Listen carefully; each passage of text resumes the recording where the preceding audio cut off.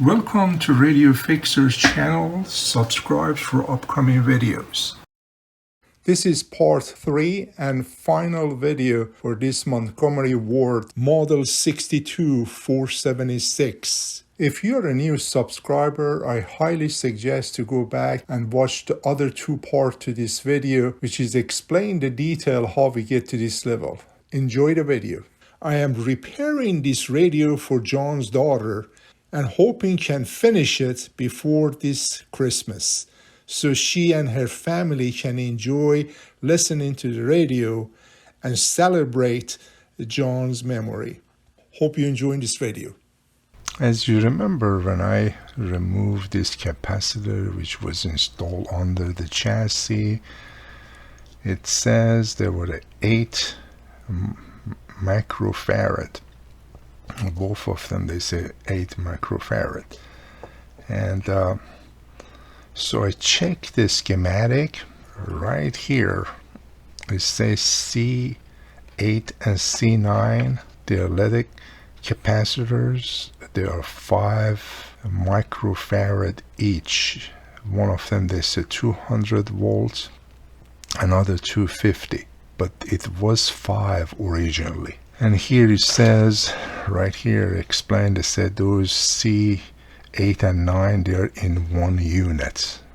So what I'm going to do, I don't have 5, but I do have 4 microfarad and 1 microfarad.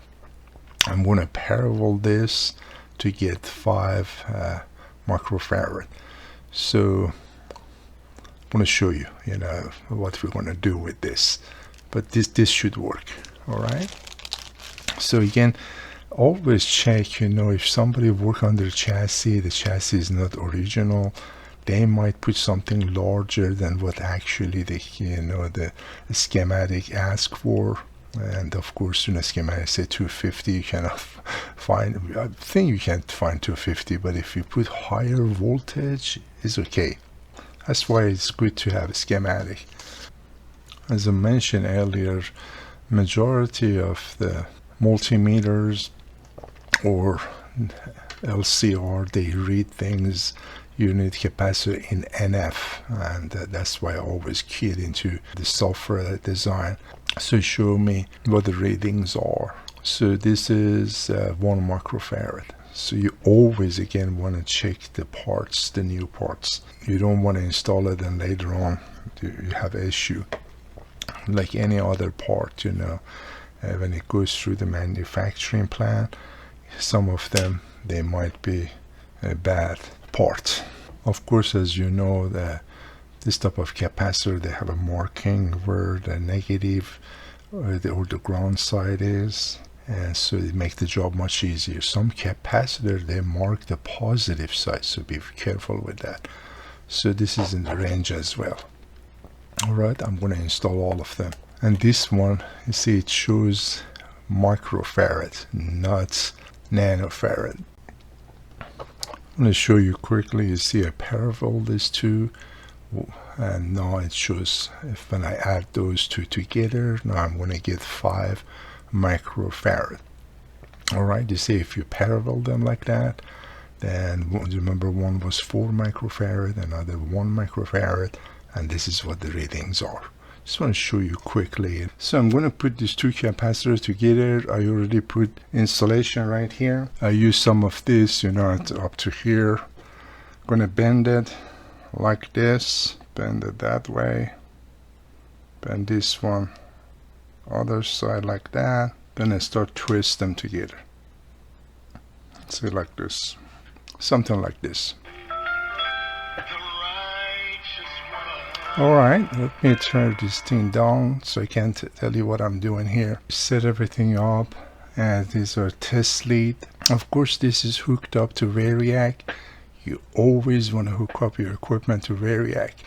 And after 15 minutes or so, this capacitor that is hooked up to the tube 6F6 got pretty hot. Then I replaced it, installed another one. I thought that maybe capacitor is bad. That again got hot, actually exploded for this 6F6. the polarity was right way, so the issue was not because I hooked it up the polarity incorrectly. This one hooked up to the rectifier tube that is 5Y3, and there's no issue with it at all. So I'm guessing that is why somebody used larger capacitors than what the schematic called for. I don't know why he's doing this, but now he's running a few hours. What I did is I put a larger capacitor here. This is 10 microfarad. This one still is a 5 microfarad, and by touching it, of course I'm touching in case not the wire, it's cold, it's not hot at all. If I touch this too, very cold, it's not hot at all again. So for those of you working this type of radio, if you install 5 microfarad for 6 F6, be very careful with it, let it run for a while. And if it gets pretty hot, replace it to 10 microfarad. I try 8 microfarad, but still getting hot, not as much as 5 microfarad. But 10, it works well, and it's not radio work for several hours with no issue. I'm going to wait a few more hours. If everything works well, I'm going to install these capacitors under the chassis. Hopefully this helps when you're working this radio as well. I don't know why he's doing that. That is really the best solution I had for it. Okay, everything is tested. Everything worked well. For one reason or another, this should be larger than the schematic called for. Alright, hopefully this is going to help you.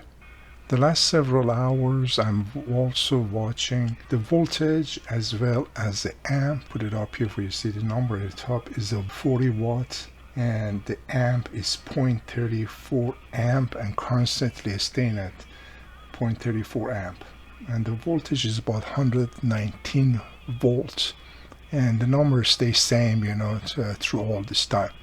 Sometimes the watts may go up the point or so, but the other two, they are constant.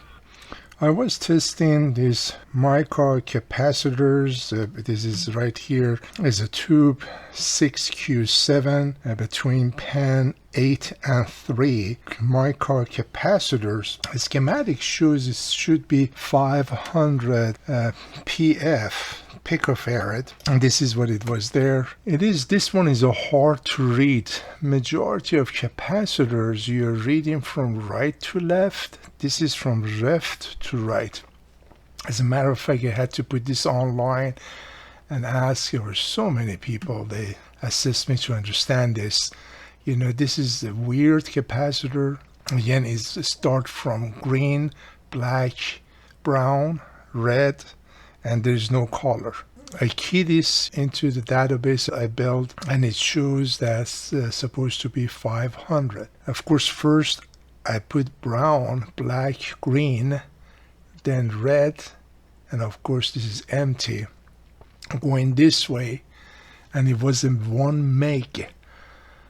So I was thinking this is too high. That's why I went online, put some information on there, and immediately, people with a lot of knowledge get back with me. They say this capacitor is a little different. You read it opposite direction.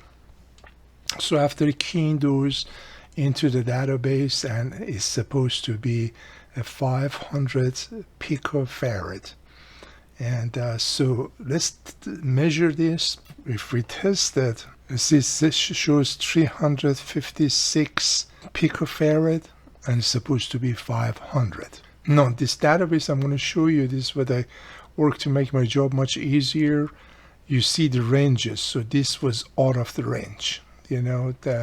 Some people, they don't change them, but I'm going to change it because this is not going to be my radio. This, as I mentioned, fixing for somebody else. I don't want to have any issue. If it was mine, I say, if this goes bad someday, I can change it. But since I'm working for somebody else, doing this with somebody else's radio, so I'm going to put the other one in. I find one, I'm going to install this and test the radio to see how it's performing. Alright, we're going to now solder that capacitor over there. Okay, one side is done. Let's do the other side as well. Alright, both sides are soldered. Sometimes the base is a little loose like this. I don't know if you see it or not. So I use crazy glue. I'm gonna go around and seal it. Otherwise this glass gonna see loose, it's gonna pop up out of here. So we just get this Gorilla Glue. It works better for me than crazy glue. Very thin layer. Then after I put it down, I'm just gonna move it a little bit to make sure the glue go inside. As you know, they dry pretty fast too. So let the tube sit a little bit dry. So it's going to be ready to be installed. Alright, and that's the original tube, as you can see. As remember, this was very dirty. Yeah, this product is a good product to clean parts with it, especially when it's that dirty. I use this product whenever I work on my car, when my hand gets greasy, you know, that clean it right away. It did the same thing to this. See how clean it is. There are some rust here, some small spot rust. I'm going to treat it using, of course, this product. Just put a couple of drop into another container. As you know, you don't want to put the brush inside the container because you're going to contaminate this. So the best, put it inside a container like this, then brush it on and let it sit for a while. Follow the direction. If the rust is pretty bad, you have to maybe do it a couple of times.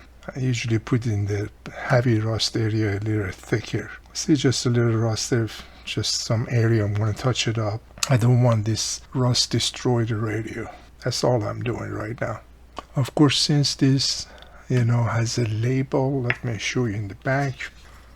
No, I cannot soak this in the water or something like that after this being dissolved. So I have to use the paper towel, wet the paper towel and go over it before spray painting. Let's set about maybe half an hour or so, and then cleaned it pretty well.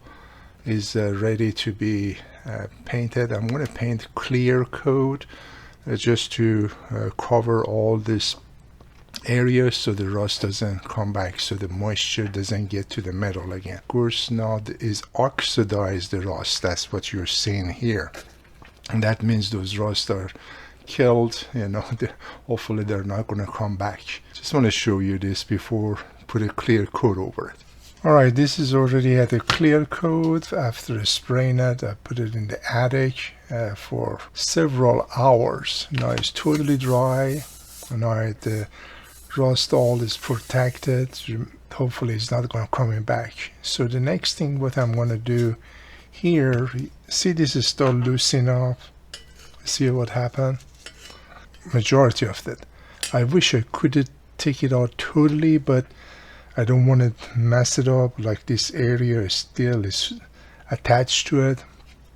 So I'm going to try to glue it underneath. And I'm also going to put some over this as well to protect this.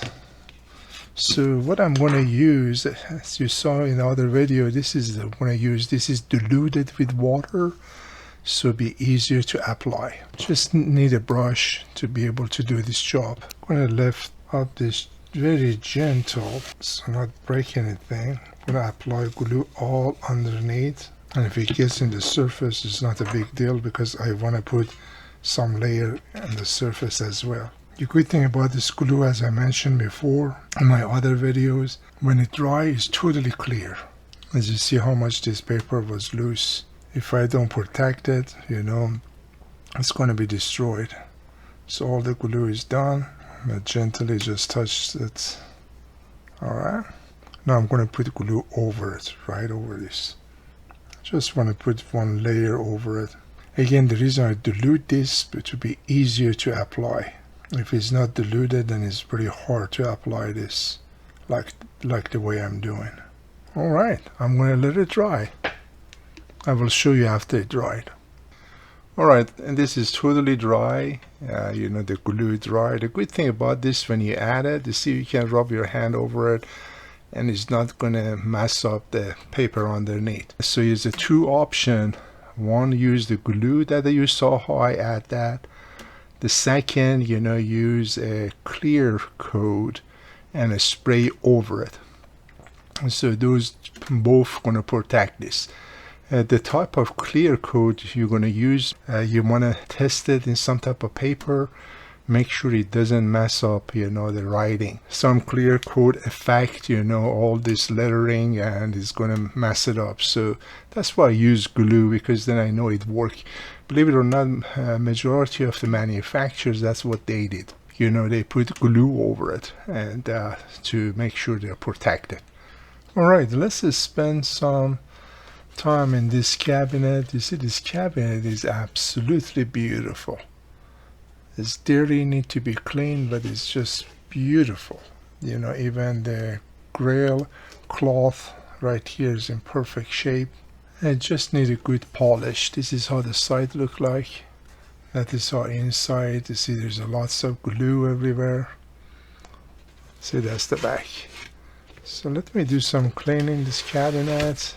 After polishing this, I'm going to install the chassis inside the cabinet. I'm going to use a couple of different techniques to see which one work better. This is the liquid wax. I have this for many years. This cabinet is black. I thought it was brown, but after cleaning it, it's black. The reason you want to use liquid wax, so the wax doesn't go between. If you use the hard wax, like a car wax, and then you have to go over and try to clean all this area. But liquid, you can clean it much faster. All right, I remove this. Be very careful with this. Be very gentle. Take your time. I play around with it at least for 15 minutes or so until it come out. Otherwise, they're gonna crack and gonna break. And before reinstalling it, I'm going to lubricate it to make sure next time come out easier, because his metal is usually rust out to this post right here. That is very hard to take off. The reason I removed it is because this insulation around this pilot lamp, old. See how bad it was, in a very, very bad condition, all fall apart. Fixture should not touch this metal. That's why they put that. I bought this for this type of reason, I think that's gonna fit right perfect here for that. Again, you want to change that. See that? Yeah, this rubber now is brand new, as you can see. Alright, it's the time to put this back. What I did, I cleaned the rust here in the shaft. Let me show you. See this shaft here? As you remember, it was rusty. I cleaned it pretty well.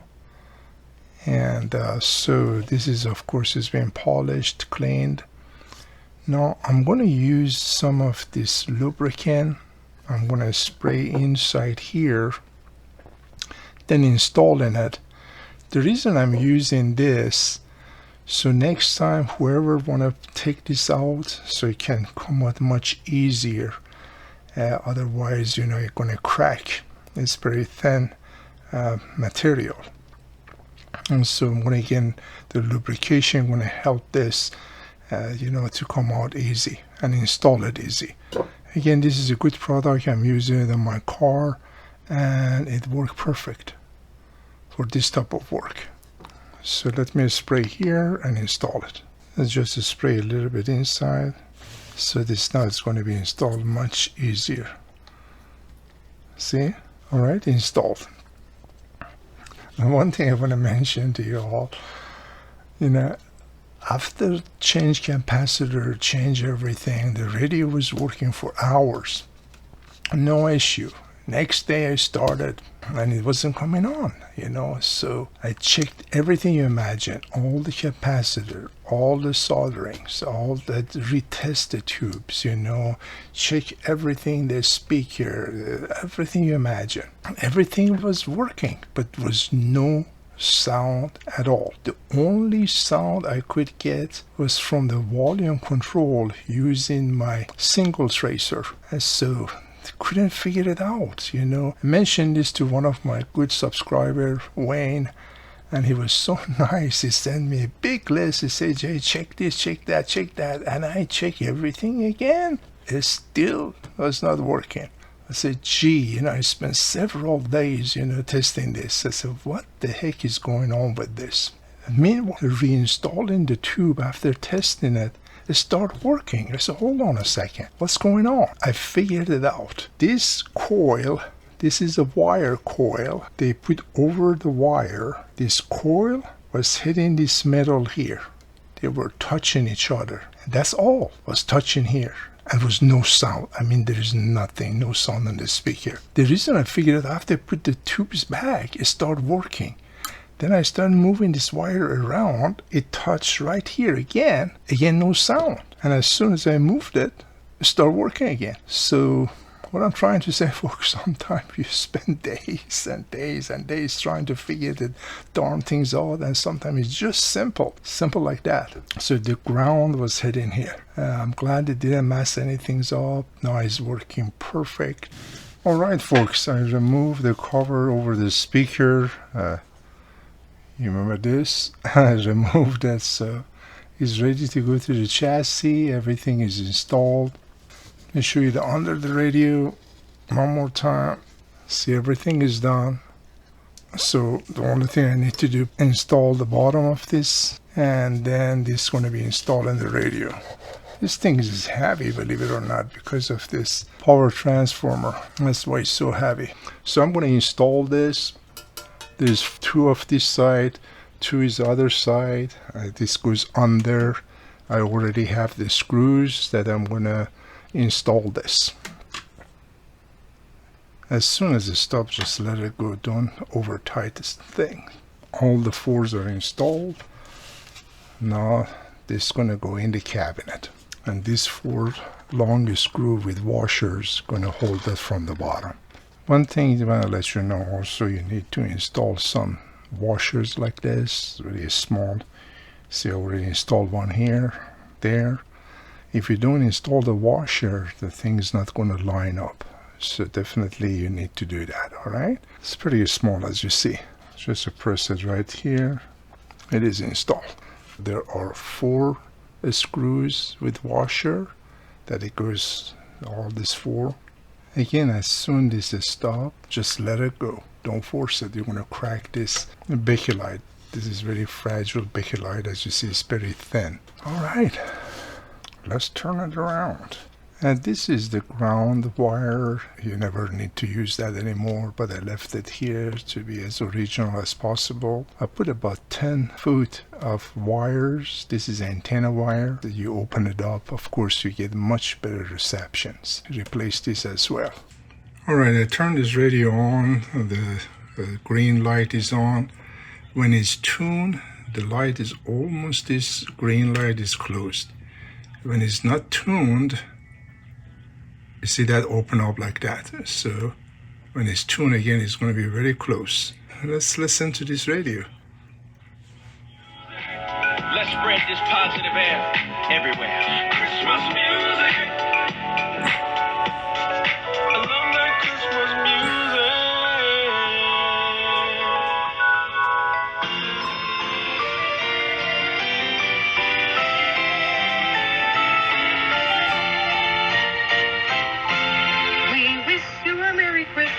We wish you a Merry Christmas. We wish you a Merry Christmas. And a prosperous New Year. Good tidings to you. Wherever you are. Good tidings for Christmas. And a Happy New Year. We wish you a Merry Christmas. We wish you a Merry Christmas. We wish you a Merry Christmas. And a Happy New Year. We wish you a Merry Christmas. And a very blessed New Year. I'm Deborah Maiden, General Manager of Victory AM 1360 WCGM. On behalf of the management and staff, may you have a blessed Christmas and a faith-filled New Year.